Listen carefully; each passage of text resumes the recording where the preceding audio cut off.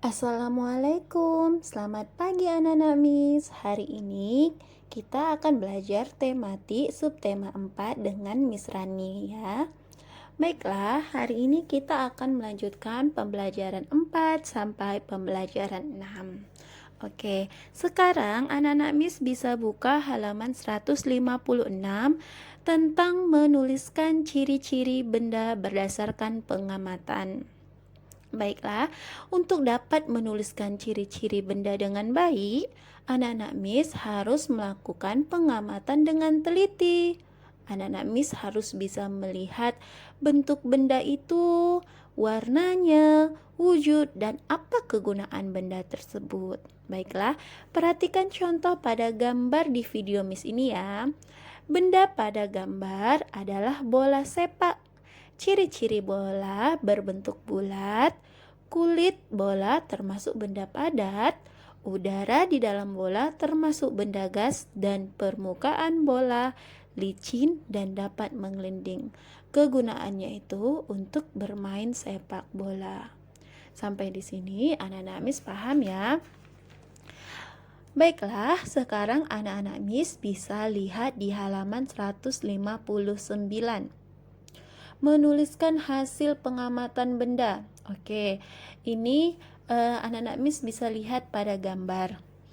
Oke, jadi di sini anak-anak Miss bisa menuliskan hasil pengamatan baik itu dari bola bekel, penghapus, kapur tulis, dan sebagainya. Contohnya Miss ambil penghapus. Nama benda itu penghapus. Ciri-ciri benda yaitu berbentuk balok, benda padat, dan kegunaannya untuk menghapus. Nanti anak-anak Miss bisa kerjain, hanya pilih salah satu saja ya.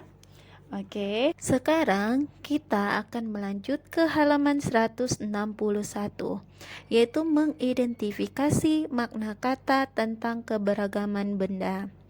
Anak-anak Miss, di dalam teks bacaan terdapat banyak informasi, misalnya tentang keberagaman benda. Jika terdapat kata-kata yang tidak anak-anak Miss ketahui, artinya anak-anak Miss bisa mencarinya di kamus. Oke, contohnya ini ada teks judulnya memetik jambu di rumah Udin. Miss baca ya. Pohon jambu di rumah Udin sedang berbuah. Udin mengajak Beni dan teman-teman untuk bermain di rumahnya. Mereka memetik jambu yang tumbuh di depan rumah. Buahnya sangat banyak. Udin dengan semangat memanjat pohon jambu. Beni memetik jambu dengan menggunakan galah. Lani memetik jambu yang buahnya tidak terlalu tinggi.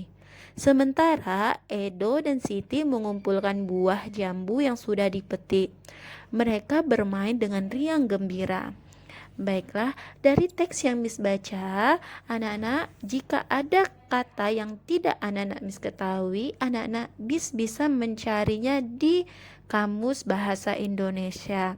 Contohnya Miss ambil 3, ada kata berbuah, ada kata tumbuh, ada kata galah. Berbuah itu artinya ada buahnya. Tumbuh itu artinya bertambah besar. Sedangkan galah itu tongkat yang panjang. Sampai di sini anak-anak Miss paham ya? Baiklah, sekarang kita akan melanjutkan pelajarannya tentang SBDP halaman 157, yaitu membuat hiasan dari sisa kulit buah atau biji-bijian. Anak-anak Miss dapat membuat hiasan dari bahan alam berupa kulit buah-buahan, seperti dari kulit buah salak, kulit jagung, kulit jeruk, kulit bawang, dan lain-lain. Atau dari biji-bijian, biji kacang hijau, biji kacang merah, dan lain-lain. Anak-anak Miss bisa melihat gambar pada video ini. Ini adalah beberapa contoh membuat hiasan dari sisa kulit buah ataupun biji-bijian. Sampai di sini anak-anak Miss paham ya? Baiklah, sekarang kita akan belajar matematika halaman 157, yaitu menghitung hasil pembagian 3 bilangan. Sebelumnya, anak-anak Miss sudah belajar cara pembagian bilangan menggunakan pengurangan berulang kan? Nah, sekarang kita akan belajar kembali pembagian dengan bilangan 2 angka. Anak-anak Miss bisa buka halaman 158. Contoh yang pertama yaitu 52 dibagi 13 sama dengan titik-titik. Cara menyelesaikannya yaitu 52 dikurang 13 sampai hasilnya 0. Oke, kita kurang sama-sama ya. 52 kurang 13 hasilnya yaitu 39. 39 dikurang 13 lagi yaitu 26. 26 dikurang 13 hasilnya 13. 13 dikurang 13 hasilnya yaitu 0. Oke, jadi ada 4 kali pengurangan sampai 0. Maksudnya 13-nya itu ada 4 kali. Oke, jadi hasil dari 52 dibagi 13 sama dengan 4. Sampai di sini anak-anak Miss paham ya? Oke, contoh kedua yaitu pembagian 3 bilangan dengan 2 angka berurut. 72 dibagi 12 dibagi 3 sama dengan titik-titik.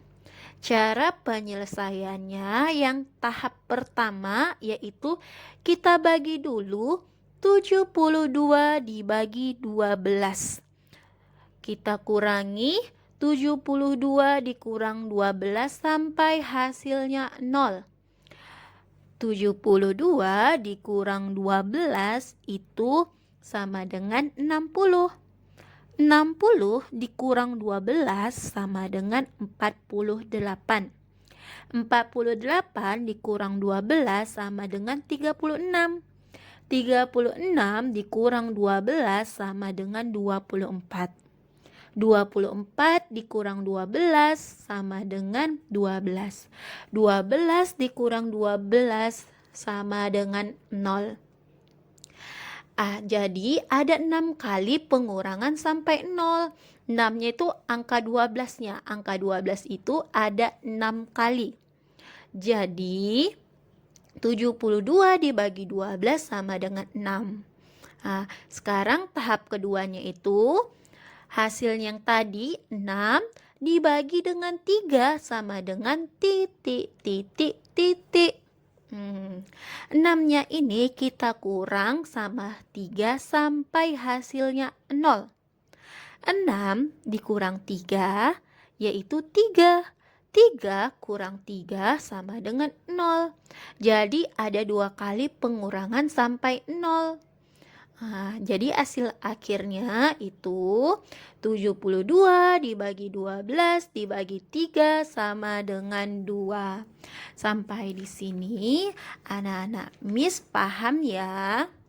Baiklah, sekarang kita akan belajar PPKN halaman 160 yaitu menyebutkan hal yang harus dilakukan atau tidak boleh dilakukan di tempat wisata dan di rumah. Oke, yang pertama yaitu contoh hal yang harus dilakukan di tempat wisata. Yang pertama, membuang sampah di tempat sampah. Yang kedua, menjaga kebersihan tempat wisata. Itu adalah hal-hal yang harus dilakukan di tempat wisata. Dan contoh hal yang tidak boleh dilakukan di tempat wisata, yang pertama, menginjak rumput dan memetik tanaman. Itu tidak boleh dilakukan ya. Yang kedua, membuang sampah di sembarang tempat. Sampai di sini anak-anak Miss paham kan hal yang harus dilakukan di tempat wisata dan yang tidak boleh dilakukan di tempat wisata. Oke. Selain di tempat wisata, Di rumah juga ada hal yang harus dilakukan atau tidak boleh dilakukan. Yang pertama, contoh hal yang harus dilakukan di rumah. Yang pertama, menjaga kebersihan kamar. Yang kedua, membantu ibu membersihkan rumah. Dan contoh hal yang tidak boleh dilakukan di rumah, yang pertama, meletakkan sepatu tidak di rak sepatu. Yang kedua, membuang sampah sembarangan. Sampai di sini anak-anak Miss paham ya? Sekarang anak-anak Miss bisa buka buku halaman 163 yaitu tentang menyebutkan manfaat mematuhi aturan dan akibat tidak mematuhi aturan di tempat wisata dan di rumah. Yang pertama, adapun manfaat mematuhi aturan di tempat wisata. Yang pertama yaitu tempat wisata akan bersih dan nyaman. Yang kedua, pengunjung merasa nyaman di tempat wisata tersebut.